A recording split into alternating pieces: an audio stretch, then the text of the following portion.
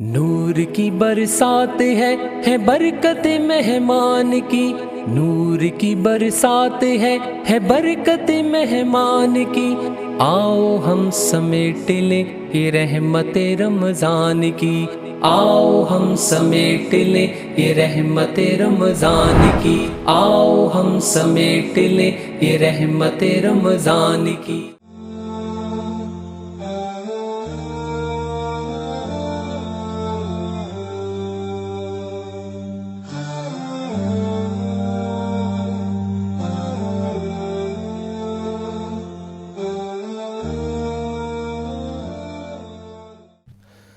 السلام علیکم ورحمۃ اللہ وبرکاتہ، وبعد، الحمدللہ رب العالمین، والصلاة والسلام علی رسول محمد وآلہ وصحبہ اجمعین۔ سامعین و ناظرین و خواتین و حضرات، اللہ رب العزت کی توفیق سے رحمت رمضان پروگرام میں حاضر ہیں۔ رمضان کا مہینہ ہے، برکتوں رحمتوں کی برسات جاری و ساری ہے، اور انشاءاللہ تعالی آج ہم جو ہمارا ایک تسلسل کے ساتھ ایک موضوع چل رہا ہے، انشاءاللہ ہم اس کو آگے لے کر اس کی جو اگلی کنڈیشنز ہیں یا اگلی کچھ باتیں ہیں جو آپ سے شیئر کرنی۔ حضرت محترم، صرف دہرائی کے لیے عرض کر دوں کہ جس چیز پر ہم گفتگو کر رہے ہیں وہ ہے کہ یہ مہینہ سیلف ریفلیکشن کا ہے، یعنی اپنی من کی دنیا کو سنوارنے کا مہینہ ہے، اور اس میں شروع کس چیز سے کیا جائے وہ تھا کہ اپنے گناہوں پر ملاحظہ، اپنے اندر جا کر پاجا سراغ زندگی، اپنے اندر دیکھ کر کہ اس میں کون کون سی غلطیاں ہیں، کوتاہیاں ہیں، کون سی کمی ہے، کجی ہے، کس چیز کی امپروومنٹ نیڈ ہے، وہ ساری چیزیں پر ہم آہستہ آہستہ جو ہے روشنی ڈال رہے ہیں۔ اور اس میں سے ہم نے جس چیز پر بیان کیا تھا وہ یہ تھا کہ صرف دیکھیں کہ ایک زبان ہی کو لے لیں، اب زبان سے غیبت بھی نکل رہی ہے، جھوٹ بھی نکل رہا ہے، چغل خوری بھی اسی سے کی جا رہی ہے، گالی گلوچ بھی اسی زبان کے ساتھ ہو رہا ہے۔ تو یہ ساری چیزیں اگر ہم صرف زبان کا ہی مطالعہ کرنا شروع کر دیں، زبان کا ہی ملاحظہ اس کے گناہوں کو شروع کر دیں، تو اس گھاٹی سے یہ آدمی نہیں نکل سکتا۔ تو رمضان کا مہینہ یہ چیز الاؤ کرتا ہے کہ ہم اس چیز پر توجہ دیں تاکہ ہم اس کو پھر اس کی تصحیح کرنا آسان ہو جائے۔ دیکھیں، زبان ہی ہے کہ آقا علیہ الصلوۃ والسلام نے ارشاد فرمایا کہ اگر اے میرے امتیو، اگر تم مجھے دو چیزوں کی ضمانت دے دو تو میں تمہیں جنت کی ضمانت دوں گا۔ اب اتنی بڑی بات تو ہے کہ حضور علیہ الصلوۃ والسلام جنت کی ضمانت دے رہے ہیں۔ جنت کیا ہے؟ کامیابی ہے، کامرانی ہے، اللہ رب العزت کے خوشنودی کی جگہ ہے، اس کی رضا اس میں شامل حال ہے، اور بقا ہے، ہمیشہ خوشی میں رہنا ہے۔ فرمایا کیا دو چیزیں ہیں؟ فرمایا ایک یہ تمہاری زبان اور دوسری تمہاری شرمگاہ۔ اگر ان دو چیزوں کی تم مجھے ضمانت دے دو تو جنت گارنٹیڈ ہے۔ اس زبان کے متعلق ہم بات کر رہے ہیں۔ اگر اتنی بڑی بات نہ ہوتی، حضور صلی اللہ علیہ وسلم اتنی بڑی گارنٹی نہ دیتے، یعنی کسی چیز کی گارنٹی مل جانا اس چیز پر جو توجہ کرنے کے جو باعث بنتی ہے، تاکہ ہم اس چیز کو دیکھ کر اچھا پتہ لگے اچھا اتنی بڑی چیز ہے کہ آقا علیہ السلام خوشخبری دے رہے ہیں۔ اور دوسری طرف توجہ کیا جاتی ہے کہ یہ اتنی آسان بھی نہیں ہے اس پر اتنا کنٹرول کرنا ہے، تو یہ 2 انچ کا ٹکڑا، یعنی تھوڑی سی زبان ہے لیکن اس پر اتنی ایسی چیزیں ہو سکتی ہیں کہ یہ پھسلی تو آدمی کہاں سے کہاں گیا۔ دوسری حدیث میں آقا علیہ السلام نے فرمایا جب بھی صبح ہوتی ہے تو سارے جسم کے اعضاء ہاتھ باندھ کر زبان کے آگے عرض کرتے ہیں کہ اگر تو سیدھی رہی تو ہم سیدھے، اگر تو بگڑ گئی تو ہم بھی بگڑ جائیں گے۔ یعنی دیکھیں اگر کوئی آدمی کسی کو برا بھلا کہے اور بعد میں کوئی پٹائی شروع ہو تو پٹائی زبان تو اندر رہ جائے گی، پٹائی تو ہاتھ منہ اور ساری چیزوں کو ہونی ہے۔ مطلب کیا ہے کہ اگر یہ زبان سیدھی رہے تو سارے اعضاء سیدھے ہیں۔ یہی زبان ہے کہ آپ دیکھتے ہیں کہ ہمارے گھروں میں فتنے ہیں، فساد ہیں، یعنی اسی زبان ہی کا ہو سکتا ہے، یعنی اسی کی ہوئی جو ہے پٹائی ہے وہی ہمیں مل رہی ہے۔ تو یہ جو چیزیں ہیں یہ ہم ڈسکس کر رہے ہیں کہ ہمیں ان چیزوں پر توجہ دینی ہے کہ ہم نے دیکھنا ہے کہ ہم کس مقام پر کھڑے ہیں۔ شیطان جب بند ہے، اللہ رب العزت نے جنت کے دروازے کھولے ہوئے ہیں اور اس کی رحمت جوش پر ہے، تو ہم نے اس پر توجہ دینی ہے کہ اچھا میں ادھر کھڑا ہوں اور مجھے اس چیز کی ضرورت ہے۔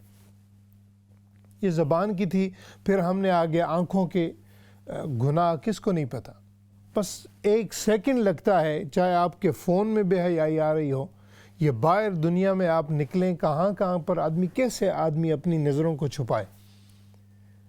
تو گناہ اس کے بھی کتنے ہیں، حرام کی طرف توجہ دینا، اس کی طرف دیکھنا، تو یہ بھی گناہوں میں آتا ہے، اور ایک سیکنڈ لگتا ہے جس کی طرف ہم توجہ کر سکتے ہیں۔ تو رمضان یہ الاؤ کرتا ہے کہ ہمیں آنکھوں کے گناہ کم از کم ان پر محاسبہ تو کریں، یعنی جہاں سے شروعات کریں کہ یار اب میں اس گھڑی میں ہوں، میں اس گھاٹی میں ہوں، میں تو بالکل ختم ہو گیا ہوں، میرا تو یہ حال ہے۔ یعنی یہ آدمی کے ذہن میں سوچیں آئیں کہ یار اب تو نے رمضان لے آئے مجھ پر، اتنی رحمتیں کی ہیں، برکتیں کی ہیں، لیکن میں تو یہ ہوں۔ یہ چیزیں جو ہیں ہم نے اجاگر کریں۔ پھر اس کے آگے ہیں، میں تھوڑی یعنی وہ دیگ میں سے ایک دو دانے چکھا رہا ہوں آپ کو، پھر آدمی اس پر توجہ کرتا رہے تو اور بھی زیادہ اس پر بولا جا سکتا ہے، لیکن میں چاہتا ہوں کہ ہمارا موضوع آگے بڑھے۔ تو اس لیے دیکھیں، ہاتھ کے گناہ، ہاتھ سے آدمی ظلم کرتا ہے، ہاتھ سے آدمی ہو سکتا ہے کسی حرام چیز کو پکڑ لے، کسی کو نعوذ باللہ ہاتھ سے تکلیف دے دے، تو یہ ہاتھ کے گناہ ہو جائیں گے۔ یعنی یہ توجہ کرے کہ میرے ہاتھ کس گھڑی میں، میرے ہاتھوں نے کیا کیا کیا، کتنا حرام ان سے نعوذ باللہ ہوا ہے، ہاتھوں پر توجہ کریں۔ اس کے بعد پاؤں ہیں، پاؤں کے گناہ آ جاتے ہیں، یعنی پاؤں پر دیکھے کہ میں نے کتنی حرام چیزوں کی طرف ان پاؤں کے ذریعے میں چل کر گیا۔ میں نے جو چل کر کسی حرام کی طرف، کسی گناہ کی چیز کی طرف میں نے جو ووک کی ہے، یہاں پر ووک میں کہہ رہا ہوں، آپ ڈرائیونگ کریں، ڈرائیونگ میں بھی ظاہر بات ہے پاؤں استعمال ہوں گے، تو مطلب کیا ہے کہ پاؤں جس طرف چلے ہیں، یعنی جس طرف آدمی چل کر گیا ہے وہ توجہ کرے، ان کا ملاحظہ کرے کہ یہی پاؤں تھے، اگر میں اللہ کے گھر کی طرف چلتی یا چلتا، کسی غریب و غربا کی مدد کے لیے چلتا اور چلتے ہم، تو اس کا ایک اجر تھا، لیکن میرے جو پاؤں ہیں یہ تو دوسری طرف جا رہے تھے، تو یہ توجہ کریں۔ حضرت محترم، یہ جب ہم توجہ کریں گے تو یہ پہلا سٹیپ ہوگا ہمیں اپنے اندر تبدیلی لانے کے لیے، یہ پہلا سٹیپ ہے۔ اب یہاں پر میں ایک چیز عرض کرنا چاہتا ہوں، بڑی خاص ہے، بہت ہی توجہ سے سنیے گا، وہ یہ ہے کہ یہ جب ہم اسلام کہتا ہے نا کہ یہ گناہ ہے، یہ حرام کاری ہے، یہ گناہ ہے، یہ بری بات ہے، یہ ہے، اب یہ ایسے نہیں ہو سکتا کہ یہ اسی ٹائم آپ پر اپلائی کریں کہ جب آپ مسجد میں بیٹھے ہوں، کسی مولوی صاحب کے پاس جائیں تو پھر جا کر یہ چیزیں جو ہے آپ کو کام آئیں گی۔ نہیں، یہ سافٹ سکلز ہیں، یعنی اسلام دین فطرت ہے، یہ ہمیں ایسی چیزیں سکھاتا ہے، ایسی چیزوں کے ساتھ جو ہے اس کی تعلیمات دیتا ہے کہ ہم جس جگہ پر ہوں یہ چیزیں اپلائی ہو سکتی ہیں۔ اب اس کی گارنٹی نہیں ہے کہ کسی نے سر پر امامہ رکھا ہوا ہو، کسی کی یعنی بڑی داڑھی ہو، کسی نے جبہ کبا پہنا ہو تو اس کو اپنی زبان کی حفاظت نہیں کرنی، نہیں، اسے علم زیادہ ہو سکتا ہے ہم سے، لیکن جس طرح آپ کے لیے ایک اس زبان کی حفاظت کرنی ضروری ہے، اسی طرح علماء کرام کے لیے بھی حفاظت کرنی ضروری ہے، یعنی ساروں کے لیے ہے۔ یہ جو موضوع ہے سافٹ سکلز کا مطلب ہوتا ہے کہ آپ جس جگہ ہیں یہ چیزیں آپ اپلائی کر سکتے ہیں. دیکھیں ایک آدمی کو جھوٹ بولنے کی عادت ہے, اگر وہ جھوٹ مسجد میں بولے گا تو گناہ ہے, اللہ کا گھر ہے. کسی کو غیبت کرنی ہے وہ مسجد میں کرے گا تو گناہ ہے, اللہ کا گھر ہے, گناہ بھی ملے گا, اللہ کے گھر کا ادب و احترام بھی جو ہے وہ بھی ضائع ہو جائے گا. لیکن یہی غیبت ہے. ایسے نہیں ہو سکتا کہ آپ مسجد میں آئیں تو غیبت بند ہے, ابھی گھر میں ہوں, بیوی کے ساتھ ہوں تو غیبت چلتی رہے, شوہر کے ساتھ ہوں تو غیبت چلتی رہے, خاندانوں کے ساتھ جو ہے ڈیل معاملات ہوں تو وہاں پر جھوٹ بھی چلتا رہے, گالی گلوچ بھی چلتا رہے اور غیبت بھی چلتی رہے. تو یہ کیا ہے, یہ ہر جگہ اپلائی ہوتے ہیں. اور یہ ہمیں اللہ رب العزت کا شکر ادا کرنا چاہیے کہ اس نے ایسا دین ہمیں دیا ہے, ایسے پیارے نبی کا امتی بنایا ہے, حضور علیہ الصلوۃ والسلام کی ایسی تعلیمات دی ہیں کہ جس جگہ جائیں بالکل کامیابی ہی کامیابی ہے. تو یہ چیزیں جب ہم خود بھی سیکھیں گے اور گھر میں بھی امپلیمنٹ کریں گے, بچوں کو سکھائیں گے, تو اس کے جو تاثرات ہوتے ہیں, پھر اس کے جو نتائج ہوتے ہیں, یہ جو ثمرات ہوتے ہیں, رزلٹ ہوتا ہے, وہ بڑی دور تک جاتا ہے, نسلیں گزر جاتی ہیں اور اس میں انشاءاللہ تعالی اللہ کی برکتیں آتی ہیں, رحمتیں آتی ہیں.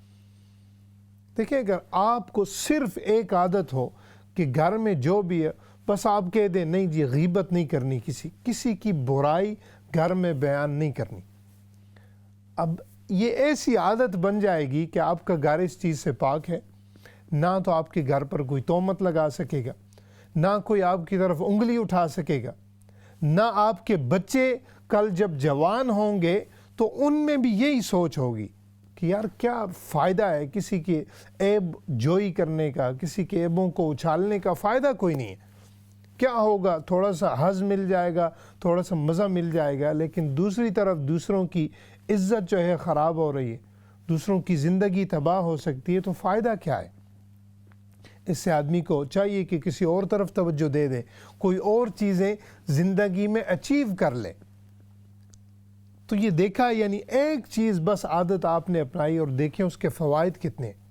یہی چیزیں اگر کوئی بزنس چلا رہا ہے تو بزنس میں بھی آپ دیکھیں نا, آفس میں جائیں, آپ کے پاس کوئی امپلائی کام کرتے ہیں یا آپ کام کرتے ہیں, اگر آپ کی یہ سوچ ہے کہ نہیں میں نے کسی کی غیبت یا کسی پر تہمت نہیں لگانی, جھوٹ نہیں بولنا, اب آپ کی ویلیو جو ہے بڑھے گی. جھوٹ اور غیبت اور یہ چیزیں نکل آتی ہیں. اگر پہلے آپ کے وہ جو ہے سامنے اگر لبادہ پہنا ہوا اور آپ صحیح بن رہے ہوں, لیکن بعد میں اگر ایک آدمی کی فطرت ہے تو فطرت ظاہر ہو جاتی ہے, آدمی کی جو طبیعت ہوتی ہے. اگر ہماری طبیعت میں ہے کہ نہیں یہ کام ہم نے نہیں کرنا, اب آپ آفس میں جائیں, کوئی آپ کے سامنے غیبت کرنا چاہے گا, کسی کی برائی بیان کرنا چاہے گا, تو آپ کہیں گے نہیں چھوڑیں, کسی جو ہے کسی اور طرف توجہ دیتے ہیں, تو آپ کے کولیگ بھی آپ سے خوش ہوں گے. جس انوائرمنٹ میں آپ کام کر رہے ہیں, یہ soft skills, again I am coming back to it, کہ you can implement these soft skill every way according to wherever you live or what kind of company you're in. You can implement these rules. Those rules could be, or those soft skills could be, we don't do backbiting. It's haram. I'm not going to do it. تو یہ جو ساری چیزیں ہیں ناظرین محترم, یہ ہر جگہ اپلائی ہو سکتی.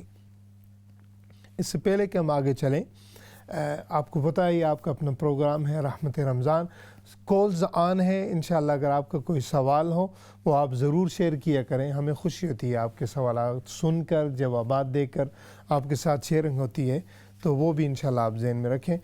چلتے ہیں ایک کال کی طرف. جی السلام علیکم. السلام ورحمۃ اللہ وبرکاتہ. قاری صاحب میں نے آپ سے ایک ایڈوائز لینی ہے. جی جی. یہ جب ہم قبرستان میں جاتے ہیں نا جی, تو بڑے بڑے جھنڈے لگے ہوئے ہیں, کچھ قبروں پہ انہوں نے لائٹیں سی بھی ایسے آرٹیفیشل سی لگائی ہوئی ہیں, کچھ اور اسی طرح کا ہے. تو جب یہ میری نواسیاں چھوٹی ہیں, ایک 6 سال کی ہے, ایک 13 سال کی ہے, ایک 2 سال کی ہے, تو وہ کہتی ہیں کہ ابو جی کی قبر پہ آپ بھی بتیاں لگاؤ.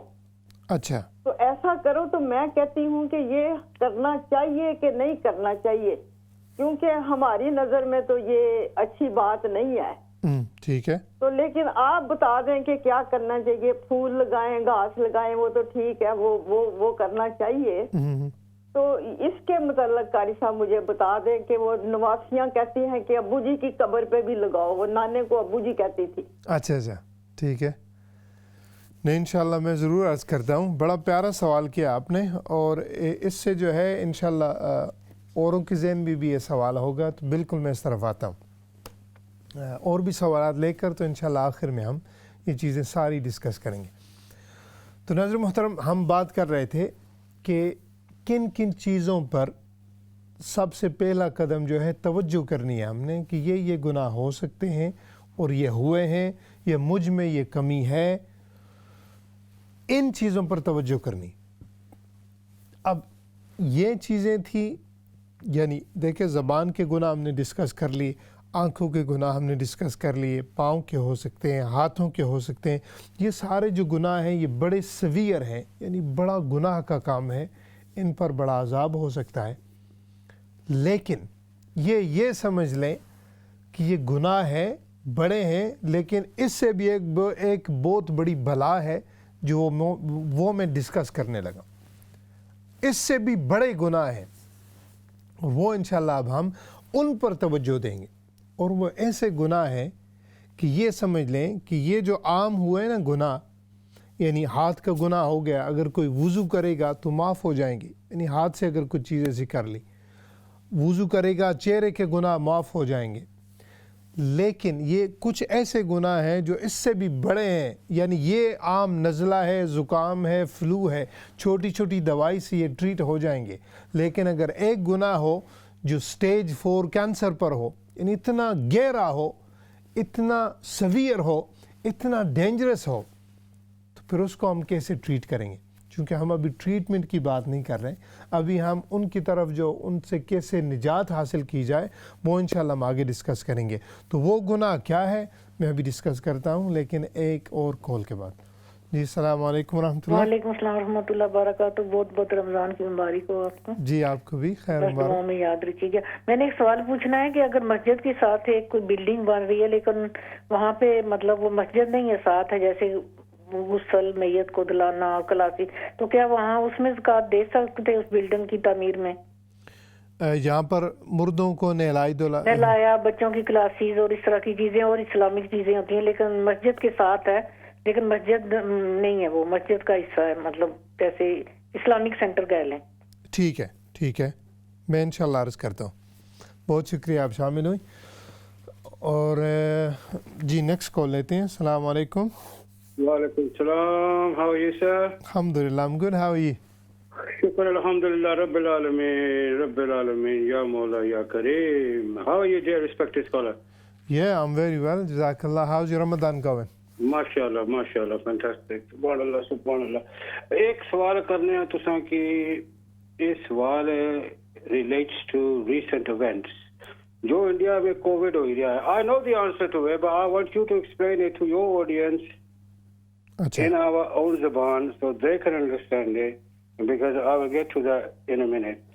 جڑے باڈیاں ساڑی رہے تے شرک کری رہے Hindu due to Covid, should we sympathize with them?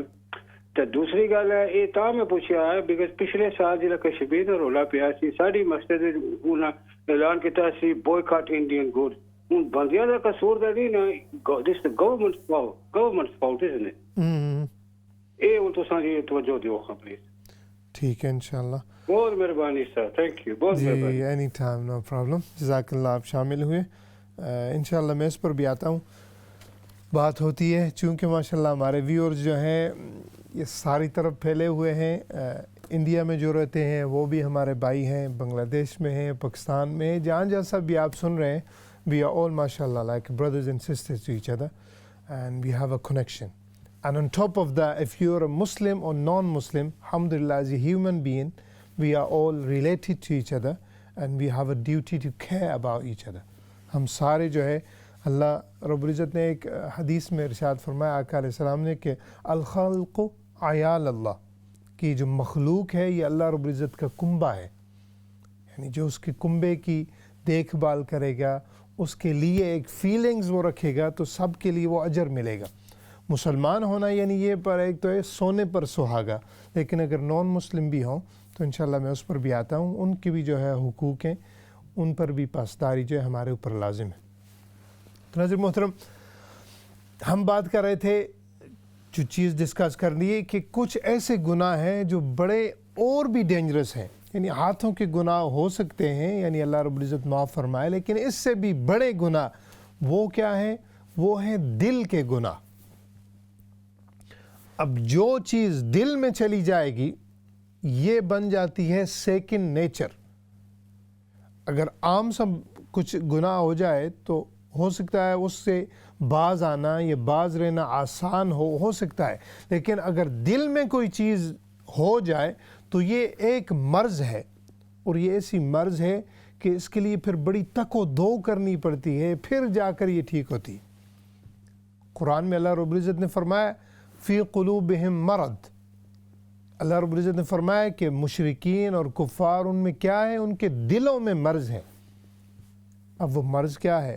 اس پر مختلف تعبیرات ہیں، یعنی کفر کی ایک مرض ہے، شرک کرنا یہ ایک دل کی مرض ہے.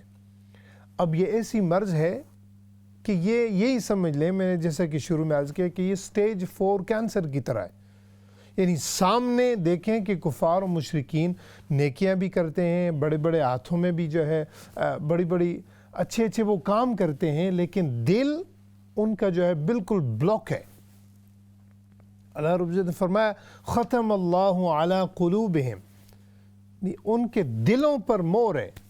اب مطلب کیا ہے کہ ظاہراً وہ کام کر رہے ہوں گے، لیکن ان کے دل میں وہ جو ایمان ہے، یہ جو ان کا دل بلاک ہوا. اب یہ ایسا مرض ہے، یعنی ظاہراً دکھائی نہیں دیتا، لیکن اس کے بہت زیادہ تاثرات ہیں.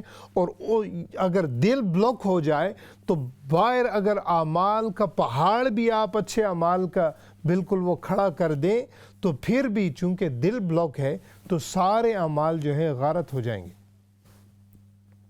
اب یہ تو تھی نا کفار کی بات. اب ہم مثلا مسلمان ہونے کے ناطے ہمارے بھی دلوں میں یہ چیز آ سکتی ہے، اور وہ کیا ہے؟ مثال کے طور پر ہے حسد. اب حسد کیا ہے؟ یہ دل کی بیماری ہے، اس پر ہم آئیں گے. اب حسد دل کی بیماری ہے، یہ نظر نہیں آئے گی، لیکن رمضان کے موقع پر ہم نے یہ دیکھنا ہے دل پر کہ یا رب کیا میرے دل میں حسد ہے؟ اگر ہے تو اللہ رب العزت کی پناہ مانگنی چاہیے، چونکہ حسد ایسی چیز ہے کہ یہ بہت عظیم بڑا عظیم گناہ ہے، اور اس پر جو ہے یعنی یہ ایسا عظیم گناہ ہے اور ایسی عظیم بیماری ہے کہ اللہ رب العزت نے فرمایا کیا کرو؟ قل اعوذ برب الفلق الی آخر الآیہ. یہ جو صورت ہے اس میں فرمایا وَمِن شَرِّ حَاسِدٍ اِذَا حَسَد. فرمایا یہ حسد اتنا عظیم گناہ ہے اور یہ ایسی عظیم اور ڈینجرس چیز ہے کہ فرمایا میری جو ہے پناہ مانگو اس سے. اگر کوئی تمہیں حاسد ملے، حسد کرنے والا ملے، تو اس کی پناہ جو ہے تم صرف میری بارگاہ میں آتے ہوئے ہی جو ہے تم اس سے باز آ سکتے ہو، اور یہ مجھ سے مانگو. وَمِن شَرِّ حَاسِدٍ اِذَا حَسَد. اب حسد آپ کسی کے پاس بیٹھے ہوں نظر نہیں آئے گا، لیکن یہی تو یعنی چیز ہم ڈسکس کر رہے ہیں کہ یہ بالکل ہڈن گناہ ہے، اور یہ ایسے ڈینجرس ہے کہ آقا علیہ السلام نے فرمایا ہے کہ حسد گناہوں کو یعنی نیکیوں کو اس طرح کھاتا ہے جیسے آگ لکڑی کو کھا جاتی. حدیث کے الفاظ ہیں، آقا علیہ السلام نے فرمایا کہ یہ الحسنات کما تأکل النار الحطب، او کما قال صلی اللہ علیہ وسلم، کہ حسد جو ہے یہ گناہوں کو نیکیوں کو کھا لیتا ہے جیسے آگ لکڑی کو کھاتی. اب ہے یہ دل کی چیز. آپ کسی حاسد کے پاس بیٹھے ہوئے ہیں، سامنے وہ آپ کے سامنے مسکرا بھی رہا ہوگا، لیکن وہ دل سے یہ کہہ رہا ہوگا کہ اس کے پاس یہ اللہ کی نعمت کیوں ہے، یہ ڈیزرو نہیں کرتا، میرے پاس یہ ہونی چاہیے. اور اس کا دوسرا جو علماء نے فرمایا کہ حسد آدمی بندوں سے کرتا ہے، لیکن اصل میں یہ حسد آپ اللہ کی ذات سے کر رہے ہیں۔ آپ اللہ رب العزت کی بارگاہ میں کیا کہہ رہے ہیں کہ یار اب یہ ڈیزرو نہیں کرتا، تم نے اس کے کیوں دے، مجھے یہ نعمت ملنی چاہیے تھی۔ تو یہ جو گناہ ہے انشاءاللہ ہم اس پر باتیں اور بھی کریں گے، لیکن چونکہ ابھی بریک کا ٹائم ہونے والا ہے، بریک کے بعد ہم اس کو بھی جاری رکھیں گے، اور اس کے ساتھ جو آپ کے سوالات ہوں گے انشاءاللہ ان کے جوابات کی طرف بھی آئیں گے۔ اگر آپ کے ذہن میں کوئی سوال ہو، آپ پوچھنا چاہیں تو، اور کوئی چیز شیئر کرنا چاہیں تو یہ آپ کا اپنا پروگرام ہے، نمبر آپ کے سامنے ہے، انشاءاللہ آپ وہ شامل ہو کر اس میں پوچھ بھی سکتے ہیں اور شیئر بھی کر سکتے ہیں۔ ہم چونکہ ابھی بریک پر جانے والے ہیں تو بریک کے بعد ملتے ہیں، ہمارے ساتھ ہی رہیے گا۔ السلام علیکم ورحمۃ اللہ وبرکاتہ۔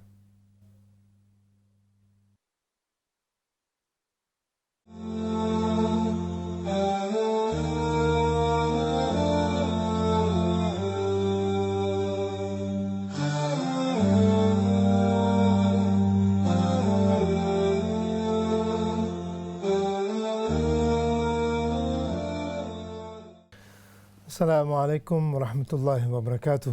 سامعین و ناظرین، بریک کے بعد رحمت رمضان پروگرام میں حاضر ہیں۔ ماشاءاللہ بریک سے پہلے آپ کے سوالات بھی آئے، پھر بھی اگر کوئی آپ کے سوال ذہن میں سوال ہو، آپ شیئر کرنا چاہیں، کو پوچھنا چاہیں، انشاءاللہ آپ ہمارا نمبر اسکرین پر ہے، آپ کے پاس ہے، آپ ضرور شامل ہوں۔ آپ ساروں کے سوالات کے جوابات انشاءاللہ ہم آخر کے پروگرام کے آخر میں سب کی طرف آئیں گے۔ محترم، ہم جس چیز پر بات کر رہے تھے وہ یہ تھی کہ رمضان کے مہینے میں سب سے پہلی چیز جس پر ہم ڈسکس کر رہے تھے وہ یہ تھی کہ آدمی اپنے گناہوں پر کم از کم نظر تو ڈالے کہ ہم کس وادی میں کھڑے ہیں، کیا کیا برائیاں ہم سے ہوئی ہیں یا ہو سکتی ہیں، یہ کون کون سے خدشات ہیں، کمیاں ہیں، کجیاں ہیں ہمارے اندر۔ پہلا سٹیپ ہے کہ ان کو دیکھیں، اور ان میں پھر ہم نے ساری چیزیں ڈسکس کی کہ ہاتھوں کے گناہ ہیں، زبان کے ہیں، آنکھوں کے ہیں۔ ابھی ہم جس چیز کو ڈسکس کر رہے ہیں وہ ہے کہ ان سے بھی گہرے اور ڈینجرس گناہ وہ ہیں دل کے گناہ۔ یہاں پر بات ہم نے روکی تھی، اور دل کے گناہوں میں سے جو چیز ہے وہ ہے حسد۔ جیسے ہم حسد کی بات کر رہے تھے کہ ایک حسد ہے، جیلسی ہے، ویسے ہی دوسروں کے جو ہے نعمتوں کو دیکھ کر، اللہ رب العزت کی ان کو جو نعمتیں ملی ہیں ان کو دیکھ کر ویسے ہی آدمی جلتا رہتا ہے کہ میرے پاس یہ کیوں نہیں، وہ تو نماز بھی نہیں پڑھتے، میں تو نماز بھی پڑھتا ہوں پھر بھی میرے پاس یہ نعمتیں نہیں ہیں۔ پھر یعنی اللہ رب العزت کی بارگاہ میں یہ گلے شکوے ہوتے ہیں۔ یہ کیا ہے؟ حسد ہے۔ اس کا کوئی آپ کی زندگی کے ساتھ یعنی اس کا لینا دینا نہیں ہونا چاہیے، لیکن ہے ہمارے اندر۔ اس پر کیا ہے آگے میں عرض کرتا ہوں، لیکن چونکہ کالز بھی ہیں ساتھ، تو آئیے چلتے ہیں کالز کی طرف۔ السلام علیکم۔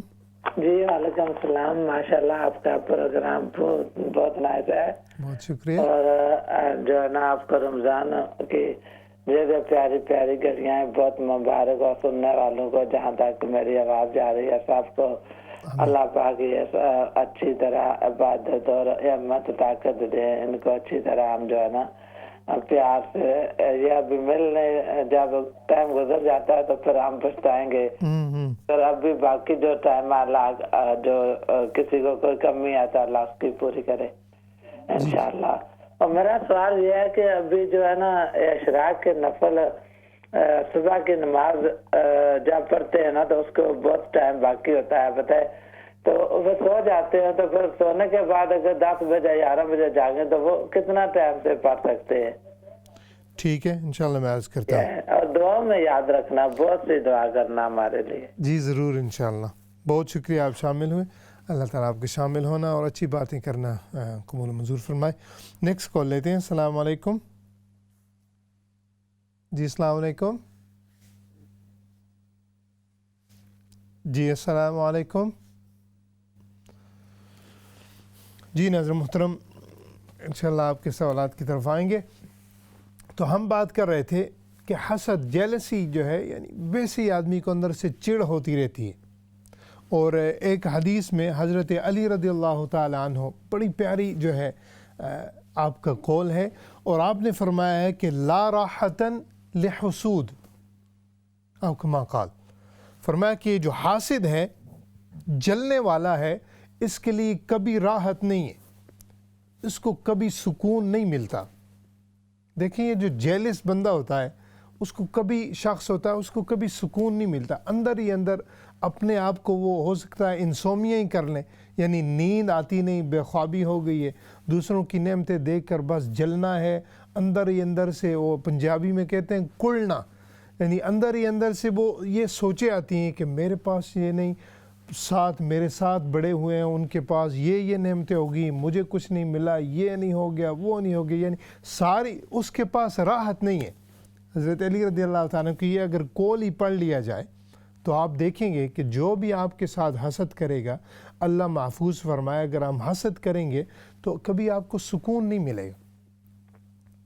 اگر ہم راضی ہو جائیں کہ یار اب تو نے جو دیا ہے، میرا کام ہے محنت کرنا، میں وہ کر رہی ہوں، کرتا رہوں گا، کر رہا ہوں، اور جو دوسروں کو دیا ہے تم نے، مجھے نہیں دیکھنا۔ ہاں دیکھنا ہے تو اس نیت سے دیکھنا ہے کہ یار اب انہیں اور دے۔ کسی کو دیکھ کر یہ آدمی اگر سوچ ذہن میں آ جائے تو پھر کیا ہوگا؟ سکون ہی سکون ہے۔ یعنی حضرت علی رضی اللہ تعالیٰ نے ایک طریقہ بتا دیا کہ اگر سکون چاہیے، اطمینان چاہیے، اطمینان قلب چاہیے، راحت چاہیے، پیسفل مائنڈ اینڈ ہارٹ چاہیے، تو پھر کیا کرو؟ حسد چھوڑ دو، جیلسی کو چھوڑ دو، انشاءاللہ سکون ہی سکون ہوگا۔ اور یہ ہوتا ہے، دیکھیں کہ اگر آپ کے پاس ہم اگر راضی ہو جائیں، ہمارے اندر یہ جو چیز ہماری زندگی میں ہے، تو کبھی پرواہ نہیں، آدمی بدشاہ ہو جاتا ہے، کوئی سکون کی وادی میں رہتا ہے، کوئی فکر نہیں ہوتی، کوئی غم نہیں ہوتا۔ کیوں نہیں ہوتا؟ اسے پتہ ہے، وہ آدمی یعنی دل سے مان لیتا ہے کہ یار اب تو جس کو جو دے تو بہتر جانتا ہے، میں کون ہوتا ہوں یا ہوتی ہوں حسد کرنے والا؟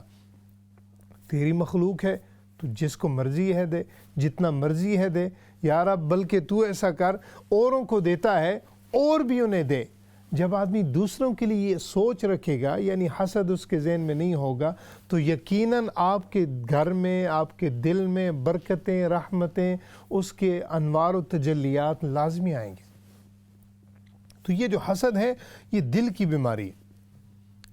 اس لیے ہم نے یہ سوچنا ہے، اندر دیکھنا ہے کہ کیا یہ ہمارے اندر موجود تو نہیں ہے۔ اگر ہے تو پھر اللہ کی بارگاہ میں ظاہر بات ہے ہم آگے ڈسکس کریں گے کہ کیا کرے کہ اس سے جو ہے نجات مل جائے۔ بعض علماء نے قال بعض السلف الحسد اول ذنب عصی اللہ به فی السماء، یعنی حسد ابلیس لآدم علیہ السلام۔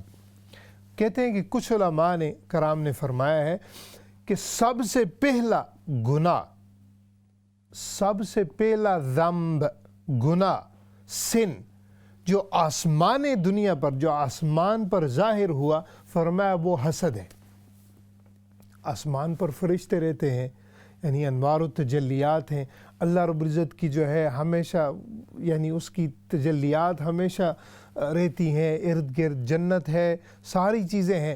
تو فرمایا وہاں پر گناہ، جو سب سے پہلا گناہ جو ظاہر ہوا، عصی اللہ بی فی السماء، زمین تو ہے ہی گناہوں کی جگہ، لیکن آسمان پر بھی جو سب سے پہلا گناہ ظاہر ہوا وہ حسد تھا۔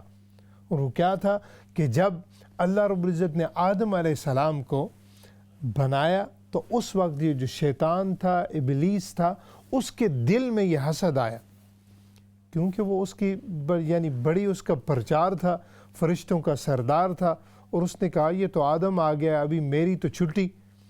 تو یہ جو حسد تھا وہ اس کو اندر ہی اندر، یہ جو آگ تھی حسد کی، یہ جل رہی تھی، اور پھر باہر میں بعد میں وہ ظاہر بھی ہوئی کہ یعنی یا رب اسے تو کو بناتا ہے، یہ یعنی مٹی سے ہے، مٹی کا کام ہے نیچے، میں آگ سے ہوں، آگ کا کام ہے اوپر جانا، یہ کیا بنا دیا ہے تم نے؟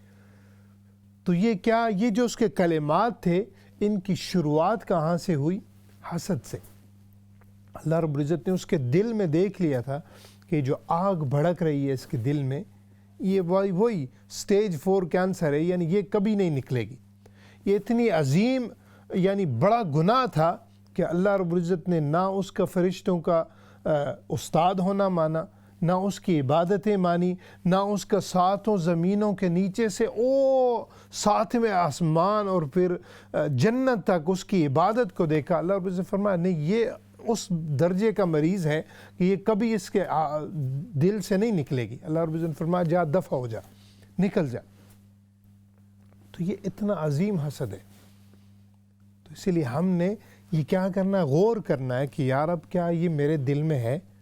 رمضان میں نے آپ سے کہا آدمی بھوکا ہوتا ہے، ذہن بھی جاگ رہا ہوتا ہے، شیطان بند ہے، جنت کے دروازے کھلے ہیں، جہنم کے بند ہیں۔ تو ابھی ہمارے لیے یہ صرف دیکھنا ہے کہ کیا یہ میرے دل میں ہے، کسی میرے بھائی کے لیے، بہن کے لیے، رشتہ دار کے لیے، اپنے باس کے لیے، کولیگ کے لیے، ورکر کے لیے، دوست و احباب کے لیے، جہاں جہاں پر بھی آپ کی زندگی انوالو ہے، ہم نے دیکھنا ہے کہ کیا میرے دل میں یہ حسد ہے۔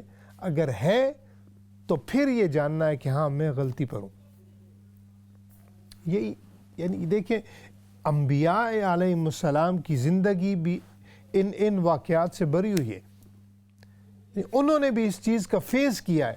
حضرت یوسف علیہ السلام احسن القصص ہے، یعنی اتنی عظیم بڑی پیاری صورت ہے کہ اللہ رب العزت نے فرمایا ہے کہ یہ جو سورہ یوسف ہے یہ ایسا قصہ ہے کہ سارے قصوں سے حسین ہے، احسن القصص ہے۔ لیکن اس قصے کی ابتدا جو ہوئی، اس قصے کی جو مین فاؤنڈیشن میں سے جو چیز ہے وہ بھی حسد ہے۔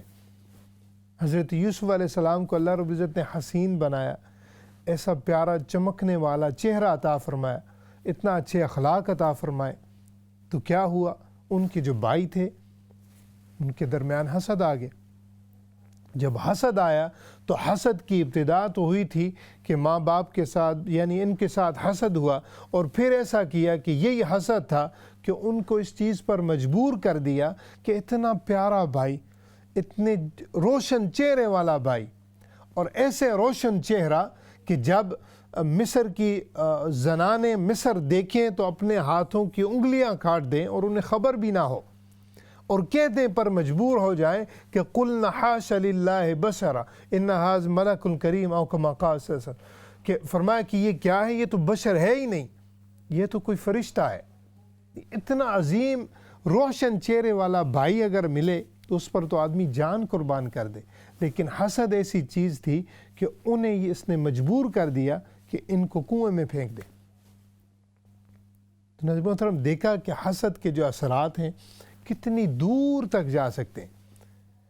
تو ہم نے رمضان میں کیا کرنا ہے، اپنے من کی دنیا میں دیکھنا ہے کہ یا رب میں تو اس سے بھی بھرا ہوا ہوں، ہاتھ تو تھے ان سے ظاہراً گناہ کیا، اے رب میں نے آنکھوں سے گناہ کیا، دوسرے لوگوں کو دیکھ سکتے ہیں، پتہ لگ سکتا ہے، یا رب میں نے زبان کے ساتھ کسی کی دل آزاری کی، دوسروں کو محسوس ہوتا ہے کہ کسی نے الفاظ سنائی دیتے ہیں کہ الفاظ کہے، میں نے کانوں سے گناہ کیے ہیں، دوسروں کو پتہ ہے کہ میرے یہ گناہ تھے، لیکن حسد یا رب یہ تو ایسا گناہ ہے کہ ظاہراً تو لوگ مجھے اچھا سمجھ رہے ہیں لیکن میرے اندر یہ بھی برائی ہے اور تو جانتا ہے اسے، اور میں تیری رضا کے لیے اپنے دل میں جھانک رہا ہوں، یہ جھانک رہی ہوں، اور یہ دیکھ رہا ہوں کہ یا رب میرے ذہن میں، دل و دماغ میں، دل میں یہ بھی چیز ہے۔ تو یہ اگر آدمی تھوڑا سا ملاحظہ کر لے گا تو اس کے بعد انشاءاللہ جو ٹریٹمنٹ ہوگی، اس کے ساتھ ڈیل کرنا ہوگا، یہ آسان ہو جائے گا۔ اب دل پر اور بھی بات کی جا سکتی ہے۔ دیکھیں دل ہی میں ہے تکبر۔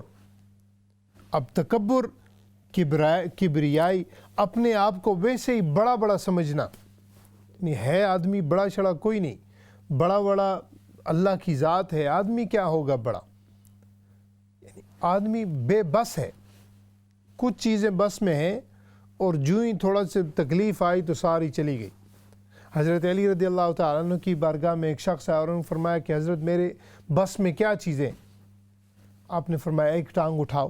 اس نے ایک ٹانگ اٹھا لی، فرمایا ابھی دوسری اٹھاؤ، تو دوسری وہ نہیں اٹھا سکتا، فرمایا یہ تو میں نہیں اٹھا سکتا، فرمایا یہ بس تمہارا بس ہے، یعنی تھوڑی سی زندگی ہے، تھوڑی سی طاقت ملی ہے تو اسے ایسے نہ سمجھو کہ نعوذ باللہ تم کوئی اور چیز مخلوق بن گئے ہو، نہیں، عاجزی رکھو، انکساری رکھو۔ اب تکبر جو ہے یہ دل کی بیماری ہے، اب یہ ظاہراً نظر نہیں آتی، لیکن آپ کے ذہن میں اگر یہ ہو تکبر کہ میں بڑا ہوں، شیطان نے یہ بھی کیا تھا، ابھی جو میں نے واقعہ بیان کیا، شیطان نے کہا میں اونچا ہوں، آگ اوپر جاتی ہے، آدم تو نیچے ہے، یعنی اسے کیا پتہ، تو یعنی یہ اس نے تکبر کیا۔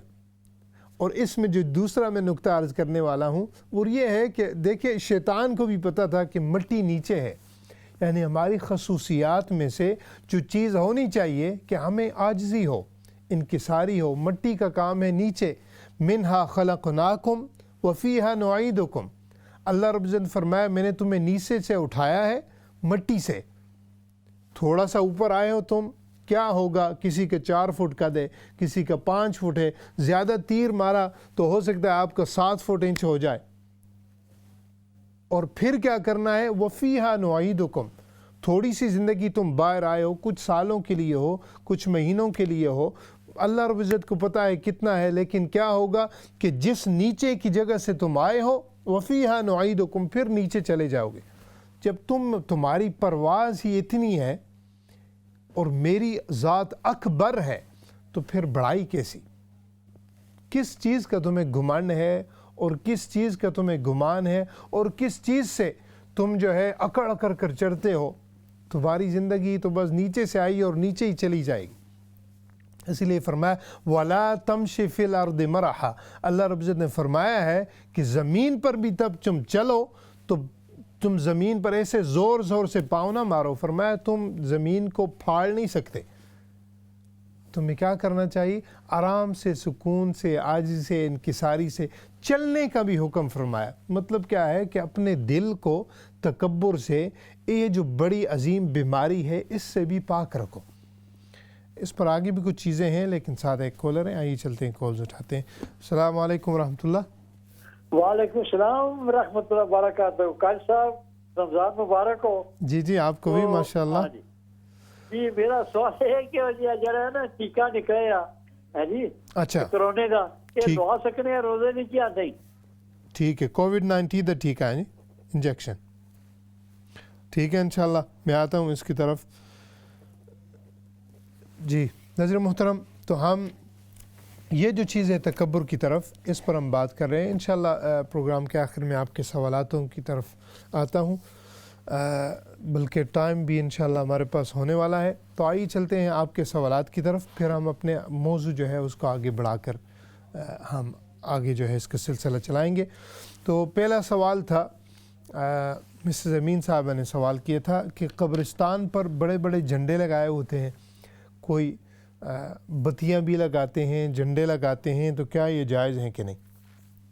آپ نے خود ہی کہا تھا کہ یعنی کچھ قبر پر پھول ہوتے ہیں، سبزہ وغیرہ ہوتا ہے، تو دیکھیے سبزہ اور پھول وغیرہ یہ تو بالکل جائز ہیں۔ سبز جو چیز ہوتی ہے یعنی یہ زندہ ہوتی ہے اور یہ اللہ رب العزت کا ذکر کرتی، کوئی اچھا سا پودا لگا دیں، پھول لگا دیں جو قبر کو نقصان نہ پہنچائے، ظاہر بات ہے بڑی پھر جڑیں پھیل جاتی ہیں تو اس کا نقصان بھی ہوتا ہے، تو اگر عام سے یعنی پیارے پیارے پودے لگا دیے جائیں تو یہ بالکل جائز ہیں۔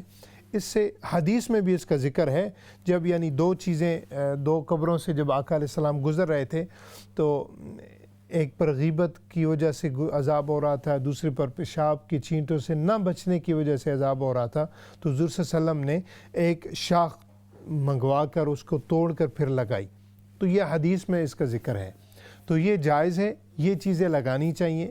اس سے یعنی یہ بھی پتہ چلتا ہے کہ ہاں کسی کا کوئی پیچھے ہے جو اس کی یعنی قبر کی دیکھ بھال کر رہا ہے۔ جہاں تک بات ہے جھنڈوں کا اور جہاں تک بات ہے بتیوں کا، تو یہ چیزیں اس پر ایسے نہیں کہا جا سکتا کہ حرام ہے، یعنی طبیعت میں تھوڑا سا اوپن مائنڈنس، تھوڑا سا ذہن کھلا ہونا چاہیے، تو حرام تو بالکل یہ فتویٰ تو نہیں لگا سکتا، لیکن یہ ضروری نہیں ہے۔ ہاں اگر کسی کے قبر پر کوئی ختم قرآن ہو رہا ہے، رات کی وجہ سے ہو رہا ہے، شبینہ پڑھتے ہیں کچھ لوگ، تو وہاں پر دعا خوانی ہوتی ہے، قرآن پڑھ کر انہیں ایصال ثواب کیا جاتا ہے، تو اس وجہ سے ٹھیک ہے۔ باقی یہاں اہتمام کے ساتھ آپ جھنڈے لگائیں تو یہ میرے حال سے چھوڑ دیں، یہ نہیں لگانے چاہیے، اس سے اجتناب کرنا چاہیے۔ دوسرا تھا، بہن نے کہا تھا کہ مسجد کے ساتھ بلڈنگ ہے، مدرسہ ہے، تو چونکہ یہ وہاں پر غربا آ کر پڑیں گے، اگر آپ ایسی کچھ چیز وہاں پر مہیا کر دیں زکوٰۃ کے پیسوں کے ساتھ، تو چونکہ غریبوں پر لگے گی تو غریب ہی اگر اس سے فائدہ اٹھائیں تو بالکل یہ جائز ہے، ان کو آپ دے سکتی ہیں۔ ہاں اگر اس میں کوئی اور بھی چیزیں شامل ہوں گی جو کہ وہاں پر ایسے لوگ آئیں گے جو کہ یعنی اس کے مستحق نہیں ہے تو پھر نہیں، اس پر آپ ظاہر بات ہے سرچ کریں پوری، تو پھر جا کر ایک کام کریں۔ دوسرا سوال آیا تھا کہ انڈین کووڈ بڑی جو ہے ظاہر بات ہے وہاں پر انکریز ہوا ہے کووڈ-19، تو باڈیوں کو جلانا یہ کیسا ہے؟ دیکھیں اسلام میں تو باڈی کو جلانا حرام ہے، ہم یہ کام نہیں کر سکتے، لیکن چونکہ انڈین گورنمنٹ ہے ظاہر بات ہے پھر ان کے مذہب میں یہ چیز جائز بھی ہے، تو اگر وہ یہ کریں گے تو ہم یعنی ان کو تو نہیں روک سکتے، تو یہ چیز ان کے لیے پھر جائز ہو جائے گی، لیکن ہمارے لیے یہ نہیں ہے، اسلام میں تو یہ چیز حرام ہے، ہمیں دفنانے کا حکم ہے۔ اس پر میں اور زیادہ کیا ایلیبوریٹ کروں، باقی ہم بالکل ہم ان کی جو غم میں ہم سارے شریک ہیں۔ یعنی دیکھیں اگر یو کے میں کووڈ-19 انکریز پر ہو، کسی انڈیا میں ہو، بنگلہ دیش میں ہو، پاکستان میں ہو، افغانستان میں ہو، چائنا میں ہو، امریکہ میں ہو، جہاں پر بھی انسانیت کے حقوق آتے ہیں ہم پر، ہم ساروں کے غم میں شریک ہیں کہ اللہ رب العزت جو ہے یہ پوری دنیا پر وبا ہے، اللہ تعالیٰ اس کو جو ہے دور فرمائے اور پوری انسانیت کو سکھ عطا کرے، چین عطا کرے۔ آگے تھا کہ اشراق کے نفل جو ہے وہ سونے کے بعد، بالکل آپ جو ہیں سو گئی ہیں تو بعد میں اٹھ کر پڑھ لیں، لیکن اتنا دیر بھی نہ ہو سکے کہ یعنی وہ پھر یعنی زوال کے قریب جا کر آدمی پڑھ لے، تو یہ نہیں ٹھیک۔ کیلنڈر پر آپ دیکھ لیں ٹائمنگ اور اس کے حساب سے آپ سیٹ کر لیں، چونکہ ٹائم بدلتا رہتا ہے، تو میں اگر آپ کو ایک چیز بتا دوں تو اس پر جو ہے یہ ٹھیک نہیں ہوگا۔ آگے تھا آخری سوال تھا کہ کووڈ-19 کا جو ہے انجیکشن کیا وہ لگا سکتے ہیں روزے میں؟ دیکھیں اس میں علماء کی مختلف رائے ہیں۔ سب سے پہلی بات تو یہ سمجھ لیں کہ آپ کو لگوانا چاہیے، اسپیشلی اگر آپ اس ایج میں اور آپ کو یہ چیز آفر کی جا رہی ہے تو بالکل آپ لگوائیں، یہ ایک اچھی اپرچونٹی ہے۔ اگر نہیں لگوائیں گے تو ظاہر بات ہے یعنی آپ بھی ایک علاج یعنی آپ کو مہیا کیے گیا ہے اور آپ اس کو نہیں کر رہے، تو یہ جائز نہیں ہے۔ ہاں اگر رمضان کے بعد اگر آپ کو اپوائنٹمنٹ مل سکتی ہے تو رمضان کے بعد لگوا لیں، لیکن اگر آپ سمجھ دیں کہ ابھی آپ کو آفر آئی ہے تو بالکل ہی آپ لگوائیں۔ روزہ ٹوٹتا ہے یا نہیں ٹوٹتا ہے، اس میں کچھ علماء کہتے ہیں چونکہ ابھی یہ لگوانا ہی لگوانا ہے، تو کچھ کہتے ہیں نہیں ٹوٹتا، کچھ کہتے ہیں کہ ٹوٹ جاتا ہے، تو آپ نے احتیاطاً بعد میں بھی آپ اس کو جو ہے یعنی ریورس کر کے آپ اس کی قضا بھی کر لیں گے، تو یہ بھی یعنی دونوں چیزیں کور ہو جائیں گی۔ تو ناظرین محترم، چونکہ ابھی پروگرام کا اختتام ہے، سوال سن کر آپ سے بات کر کے ہمیشہ خوشی ہوتی ہے۔ آخر میں دعا ہے کہ اللہ رب العزت ہم نے اس پروگرام میں جو اچھی باتیں کی اللہ تعالیٰ میں ان پر عمل کرنے کی توفیق عطا فرمائے، جو بیمار ہیں اللہ رب العزت انہیں شفا عطا فرمائے۔ رمضان کا آخری عشرہ آنے والا ہے، اللہ رب العزت ہمیں زیادہ سے زیادہ بڑھ کر عبادت و ریاضت کرنے کی توفیق عطا فرمائے۔ جو بھی مشکلات میں ہیں، مصیبات میں، اللہ رب العزت آپ سب کو مشکلات سے نجات عطا فرمائے اور اپنے گھروں میں، آپ کے گھروں میں خوشیاں عطا فرمائے، راحتیں عطا فرمائے، سکون عطا فرمائے۔ ہمیں بھی اپنی دعاؤں میں ہمیشہ یاد رکھیے گا، اور ملتے ہیں اگلے پروگرام میں۔ السلام علیکم ورحمۃ اللہ وبرکاتہ۔